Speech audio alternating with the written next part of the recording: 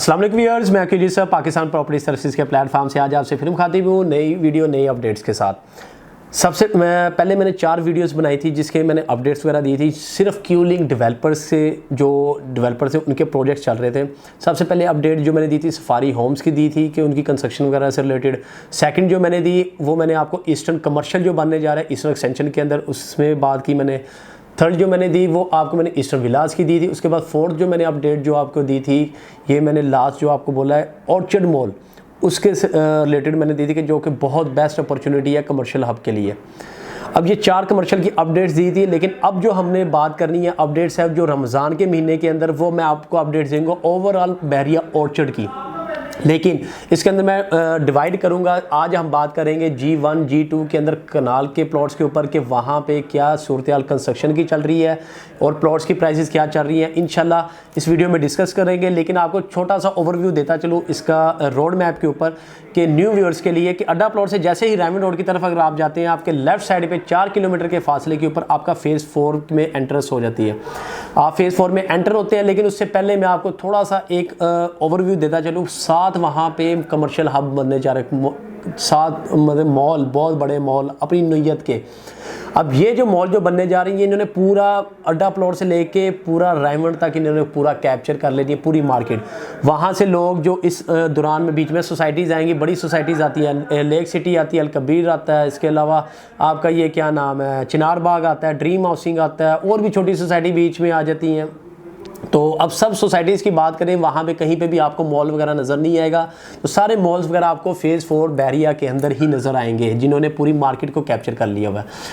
तो उस वजह से मैं आपको बताता चला हूँ कि इन फ्यूचर आने वाले 5 से 10 साल के अंदर आपको वहाँ पे रिजल्ट नज़र आएगा कि आपको वहाँ पे ना शॉप्स मिलनी है मॉल के अंदर, अगर मिलेगी तो आपको रेंट देखिएगा कि छोटी शॉप का भी रेंट आपको 20-25 हज़ार से नीचे कहीं पे भी नहीं मिलेगा। तो अब बात करते हैं फेज़ 4 के अंदर। जैसे ही फेज़ 4 में आप एंटर होते हैं, आपके राइट साइड पे आता है G2 ब्लॉक, लेफ्ट साइड पे आता है G1 ब्लॉक। अब G1 ब्लॉक और G2 ब्लॉक इसमें प्रोज एंड कॉन्स में इसमें बताता हूँ। G1 की पहले बात करें कि G1 के अंदर सबसे बड़ा बेनिफिट आपको ये है कि वो पूरा हर लिहाज से वहाँ पे सेफ़ है। अगर बाउंड्री पे भी वहाँ पे लेते हैं तो उनके पीछे ओपन लैंड है, ओपन लैंड भी कल को इन फ्यूचर बहरिया ले लेगा। उसके बिल्कुल बैक पे आपका फेज़ 3 लगता है, जिसकी वजह से आप इस लिहाज से बेफिक्र हैं कि कल को अगर आप वहाँ पे बाई करते हैं, बाउंड्री के ऊपर भी लेते हैं, तो आपको वहाँ पे इन फ्यूचर रेट अच्छा मिल जाएगा कि जैसे ही नई कटिंग आएगी तो वहाँ पे प्राइसेस अप हो जाएंगी। वहाँ पे अभी मिनिमम प्राइस करें G1 ब्लॉक की कनाल की बात करें तो वहाँ पे अभी जो प्राइस चल रही है वो 135 लाख से लेके मतलब कि 1.35 लाख से लेके आपको मतलब कि एज़ पर लोकेशन के हिसाब से 190 तक वहाँ पे रेट चला गया हुआ है। 1.90 लाख तक 190-185 का रेट मैं वो बता रहा हूँ। जो फिशिंग पार्क है प्लस कॉर्नर है, वो डबल लोकेशन का जो उधर है जो G1 की पार्क के पास, वो उसका रेट बता रहा हूँ जो इस वक्त राइट नाउ आपको वहाँ पे मिल रहा है। एज़ कंपैरेटिवली अगर आप G2 की बात करें, वहाँ पे अभी भी रीज़नेबल रेट है। रीज़नेबल क्यों है, मैंने आपको बोला कि प्रोज एंड कॉन्स बताऊंगा। अब इसके अंदर क्या बात है कि इसके साथ बिल्कुल छोटा सा एक गांव लगता है G2 में, जिसकी वजह से वहाँ पे प्राइस अभी भी आपको 125 लाख से मतलब 1.25 लाख से लेके 150 तक अभी वहाँ पे रेट मैक्सिमम गया है।